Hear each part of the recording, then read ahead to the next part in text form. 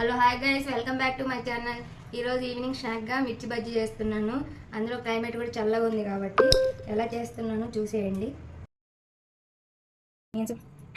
జీలకర్ర ధనియాల పొడి, కొంచెం గరం మసాలా, కొంచెం కారపొడి వేసుకుంటున్నాను. స్టఫింగ్ ఇది ఆల్రెడీ ఆలుగడ్డ కొంచెం సాల్ట్ చేసి బాయిల్ చేశాను. ఇలా చేసినది మధ్యలో స్టఫ్ పెడుతున్నాను.